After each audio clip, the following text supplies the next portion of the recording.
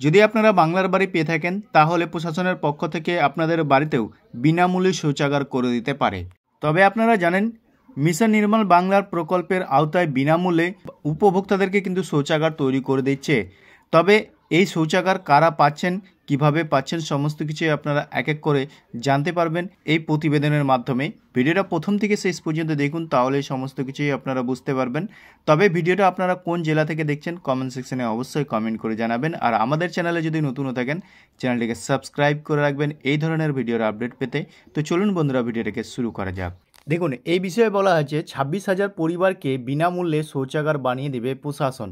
তো ইতিমধ্যে আপনারা দেখতে পাচ্ছেন 26,000 পরিবারকে বিনামূল্যে শৌচাগার করে দিচ্ছে। তো এই বিষয়ে আর কি বলা হয়েছে দেখুন, এখানে বলা হয়েছে নদিয়া জেলায় প্রায় 26,000 উপভোক্তাকে বিনামূল্যে শৌচাগার নির্মাণ করে দেবে জেলার প্রশাসন। জেলা প্রশাসনের পক্ষ থেকে জানানো হয়েছে বাংলার বাড়ি প্রকল্পের প্রাথমিকভাবে যে 46,438 জন উপভোক্তা প্রথম কিস্তির টাকা পেয়েছেন তাদের মধ্যে প্রায় 55% উপভোক্তার জন্য শৌচাগার নির্মাণ করা হবে। ইতিমধ্যেই তাদের অ্যাকাউন্টে দ্বিতীয় কিস্তির অর্থ জমা পড়তে শুরু করেছে। মিশন নির্মল বাংলা প্রকল্পের আওতায় ইতিমধ্যেই বহু মানুষের বাড়িতে শৌচাগার তৈরি করে দেওয়া হয়েছে। তো ইতিমধ্যে দেখতে পাচ্ছেন অনেক উপভোক্তার বাংলার বাড়ি দ্বিতীয় কিস্তির অ্যাকাউন্টে কিন্তু টাকা ঢুকে গেছে। এই মুহূর্তে তাদেরকে কিন্তু বাংলার বাড়ির যারা নতুন করে বাড়ি তৈরি করছেন তাদের বাড়িতে কিন্তু শৌচাগার তৈরি করে দিচ্ছেন মিশন নির্মল বাংলার প্রকল্পের আওতায়।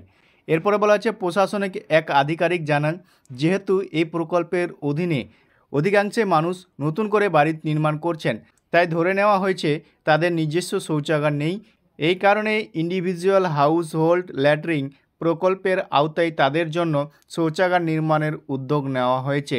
বর্তমানে এই প্রকল্পের কাজ জেলা জুড়ে জোর কদমে চলছে। তো দেখতে পাচ্ছেন ইন্ডিভিজুয়াল হাউস ল্যাট্রিন প্রকল্পের আওতায় শৌচাগার নির্মাণের উদ্যোগ নিয়েছে প্রশাসন। বর্তমানে প্রকল্পের কাজ কিন্তু জোর কদমে চলছে। পরিসংখ্যান বলছে নদিয়া জেলায় 18টি ব্লকের মোট 24,284টি শৌচাগার নির্মাণের লক্ষ্যমাত্রা নির্ধারণ করা হয়েছিল। এর মধ্যে ইতিমধ্যেই 23,812টি শৌচাগার নির্মাণ সম্পূর্ণ হয়েছে, যা লক্ষ্যমাত্রা 98%। অধিকাংশে ব্লকের কাজ প্রায় সম্পূর্ণ। চাপড়া, হরিণঘাটা, করিমপুর 2, কৃষ্ণনগর 1, কৃষ্ণগঞ্জ, শান্তিপুর, রানাঘাট 1 এবং তেহাট্টা 1 ব্লক 100% কাজ শেষ হয়েছে। অন্যদিকে কালীগঞ্জ, কল্যাণী, করিমপুর 1 ও কৃষ্ণনগর 2 99% কাজ শেষ হয়েছে। কিছু পিছিয়ে রয়েছে চাকদহ, হাঁসখালি ও নাকাশিপাড়া ব্লক, যেখানে 97% কাজ সম্পূর্ণ হয়েছে। এরপরে বলছে জেলা প্রশাসনের এক উচ্চ পদস্থ কর্তা জানাচ্ছেন, স্বচ্ছ ভারত মিশনের লক্ষ্য পূরণের পথে নদিয়া জেলা যথেষ্ট অগ্রগতি করেছে। স্থানীয় পঞ্চায়েত, ব্লক প্রশাসন এবং বিভিন্ন সমন্বয়কারী দপ্তরের সম্মিলিত প্রচেষ্টায় এই সাফল্য সম্ভব হয়েছে। এই উদ্যোগ শুধু স্বাস্থ্য ও স্যানিটেশন ব্যবস্থাকে শক্তিশালী করে না, পাশাপাশি মানুষের জীবনযাত্রার মানও উন্নত করবে বলে আশা করছে প্রশাসন।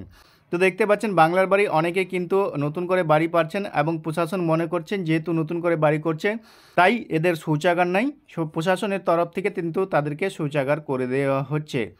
তো এই বিষয়ে আপনাদের মতামত কমেন্ট সেকশনে অবশ্যই কমেন্ট করবেন। ভিডিও ভালো লাগলে বন্ধুদের সাথে বেশি বেশি করে শেয়ার করবেন। এই ধরনের ভিডিওর আপডেট পেতে আমাদের চ্যানেলটিকে সাবস্ক্রাইব করে রাখবেন।